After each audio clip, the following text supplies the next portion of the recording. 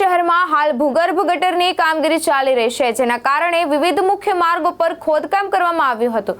સતત વરસાદને પગલે ખોદાયેલી જગ્યાઓ પર મોટા ખાડા અને ભૂવાઓ પડી જતા વાહન ચાલકો અને સ્થાનિકો રહેવાસીઓને ભારે હાલાકીનો સામનો કરવો પડી રહ્યો હતો।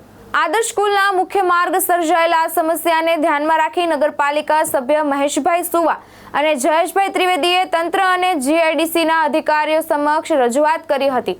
રજૂઆતને પગલે તંત્ર તાત્કાલિક એક્શન મોડમાં આવ્યું અને આધુનિક ટેકનોલોજી તેમજ મિક્સર મશીનની મદદથી સિમેન્ટ કોન્ક્રીટનું કામ શરૂ કરવા વરસાદી ખાડા અને ભૂવાનું સમારકામ હાથ ધરાયું। આ કામગીરી દરમિયાન નગરપાલિકાના સભ્યો, ભાજપના આગેવાનો તેમજ સ્થાનિક કાર્યકરો ઉપસ્થિત રહ્યા હતા। સ્થાનિક લોકોએ પણ તાત્કાલિક કાર્યવાહી બદલ તંત્ર અને લોકપ્રતિનિધિઓની કામગીરી આવકારી હતી। નમસ્કાર, જયેશ ત્રિવેદી, જિલ્લા ભાજપ ઉપપ્રમુખ।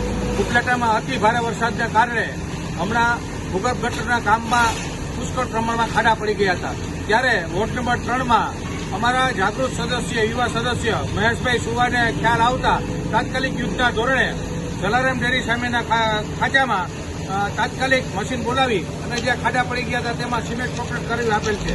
આ તબક્કે ઉપલેટા નગરપાલિકાના સદસ્ય મયુરભાઈ સુવા, વિક્રમસિંહ સોલંકી, ચેતનભાઈ કાલરિયા તેમજ